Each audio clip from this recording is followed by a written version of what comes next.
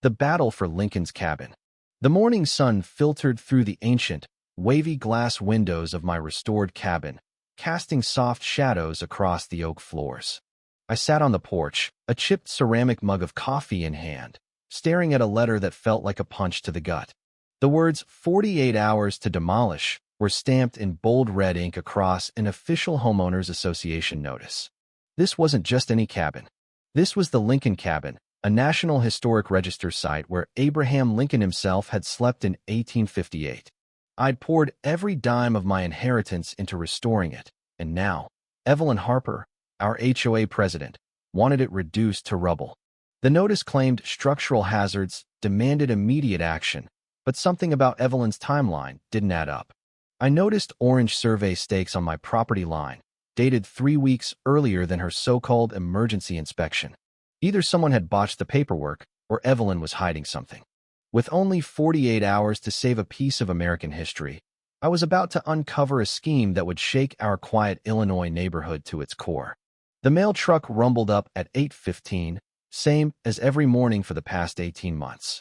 But today, the delivery wasn't bills or junk mail. It was a certified letter from the HOA, its red stamps screaming urgency. My hands trembled as I tore it open. Dear Mr. Bennett, it read, following a structural assessment by certified engineering firm Apex Solutions, the Lincoln Cabin poses an imminent risk to community safety.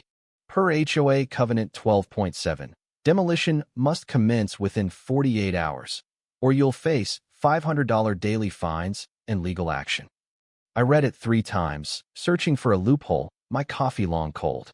The survey stakes caught my eye again, bright orange, with metal tags reading PK12, elevation 107.3 feet, August 20th, 2024. Today was September 15th, 2024.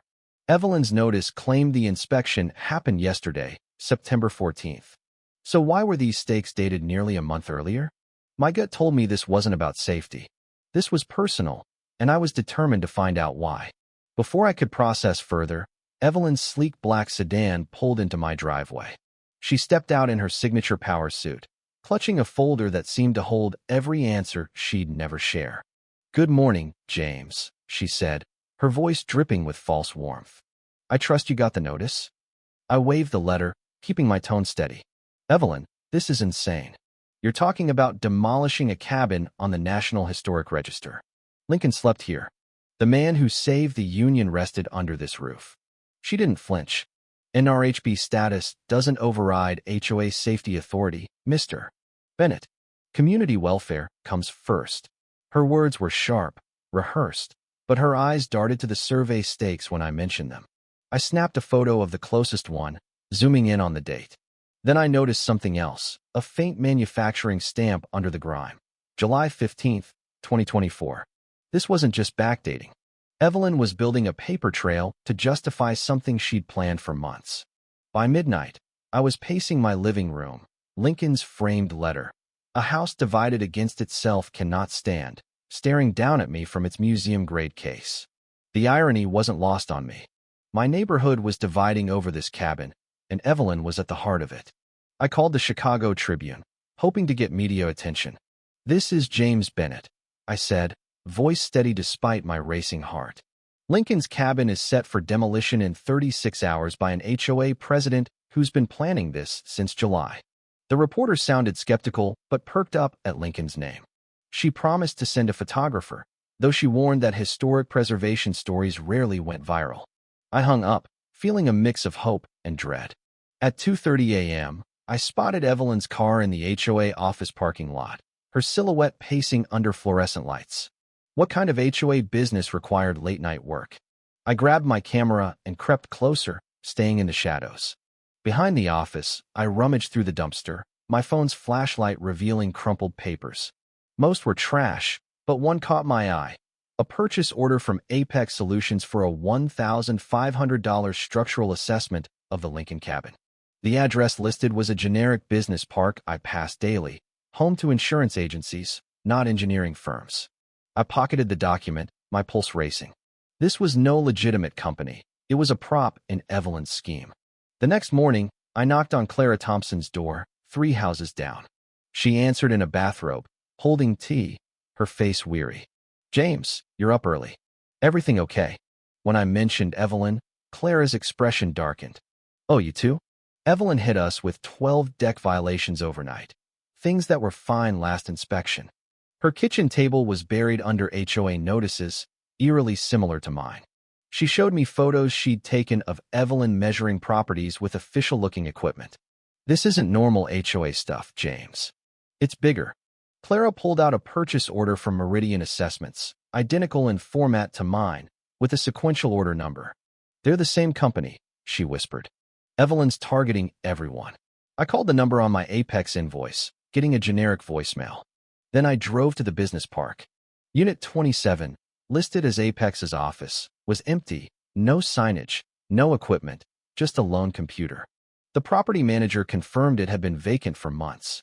Evelyn's engineering firm was a ghost.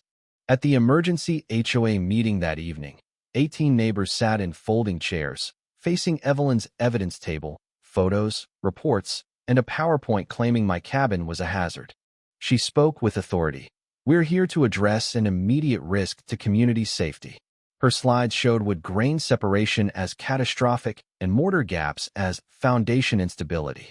It was convincing until I stood up. Evelyn, your survey stakes are dated August 20th, but your notice claims the inspection was yesterday. I projected my photos, showing the backdated tags. The room buzzed as neighbors leaned forward. Evelyn's jaw tightened, but she countered smoothly. Preliminary surveys show our thoroughness, Mr. Bennett. When I mentioned Apex Solutions' non-existence, her composure faltered. I plugged my laptop into the projector, displaying her photos' metadata, August timestamps, not September. Murmurs spread. Then I saw it. A framed photo on the wall of Evelyn's son, Ethan, in an Eagle Scout uniform, working on the cabin's restoration in 2019. The caption read, Ethan Harper, Eagle Scout Project, Lincoln Cabin, Summer 2019. I pointed to it, my voice shaking. Evelyn, your son spent his summer preserving this place. How can you call it a danger now? The room went silent. Evelyn stammered. That was before we knew the full extent of the problems. But her words rang hollow. Neighbors shifted uncomfortably, sensing betrayal. At 2:30 a.m., my doorbell rang. Evelyn stood on my porch, no suit, just jeans and a sweater, her car engine running. I saw your lights on, she said softly. I couldn't sleep either. I let her in, wary but curious. She paused at Lincoln's letter, reading it silently. You know why he wrote that here? I asked. He saw neighbors tearing each other apart. Sound familiar? Evelyn sat in Lincoln's chair, her voice barely a whisper. My dad built Harper Realty 40 years ago. When he died, he left me with Mom's cancer treatments, Ethan's college, and business debts. Without this hotel project, we lose everything. She admitted the Hampton Inn deal required my land, and the assessment was meant to justify a buyout, not demolition. I didn't expect you to fight back like this. Before I could respond, my phone rang. Tom Reynolds from the county records office was on speaker. James, I found a 1987 conservation easement on the cabin. It received $53,000 in federal funds, meaning it can't be demolished without Department of Interior approval. Evelyn froze, her face a mix of resignation and hope. There's more to that easement, she said quietly. It protects the cabin, but not you. Others have more to lose than us. At dawn, Tom arrived with documents proving the easement's legal weight. A woman named Margaret Ellis, linked to Evelyn's family business, had sponsored the 1987 grant, suggesting decades-old conflicts of interest. Deputy Martinez pulled up, tablet in hand. James, my body cam caught Evelyn yesterday saying, I've been planning to develop my property here for months. She claimed ownership of the cabin. The footage was damning. Evelyn had signed a purchase option on September 5th, weeks before her emergency assessment. Her company faced penalties if the land wasn't cleared by December 5th. Clara called, breathless. We can file a temporary restraining order to stop demolition. I've drafted it and found a preservation attorney. As rain poured, we tarped the cabin's roof. Neighbors joining in, Mrs. Larson with coffee, Mr. Daniels with tools. Tom's inspection confirmed the cabin's soundness, debunking Evelyn's claims. At 11:30, Clara shouted, the judge granted the TRO. But at noon, a bulldozer arrived, its operator unaware of the court order. I stood in its path, heart pounding, as Deputy Martinez raced up with the TRO, stopping the machine with minutes to spare. At the morning hearing, Judge Ellen Caldwell reviewed our evidence. I showed the backdated photos, Tom testified to the cabin's stability, and the metadata exposed Evelyn's fraud. Her lawyer, David Porter, scrambled, but the judge extended the TRO and ordered a financial investigation. Evelyn's team requested a recess, and she offered to cooperate, hinting at a larger conspiracy. 6 months later, Evelyn faced sentencing. The investigation uncovered wire fraud, forged documents, and a scheme spanning 3 states. Judge Caldwell sentenced her to 18 months in prison, restitution, and a lifetime HOA ban. Ethan watched silently as she was led away. 3 weeks later, Clara led our first HOA meeting in the cabin's restored parlor, now a living museum. New rules ensured transparency and resident input. Tom installed a bronze plaque honoring Lincoln and our fight. Ethan returned from college, volunteering to guide school tours, turning his mother's betrayal into lessons on civic duty. The cabin became a preservation model, drawing tourists and researchers. I became a consultant, helping other communities protect historic sites. On the sentencing anniversary, I watched Ethan lead 4th graders through the cabin, their laughter echoing where Lincoln once walked. We'd saved more than a building. We'd proven that democracy thrives when citizens stand together. What do you think about fighting injustice in your own life? Have you ever faced betrayal for profit? Share your thoughts below and tell us where you stand.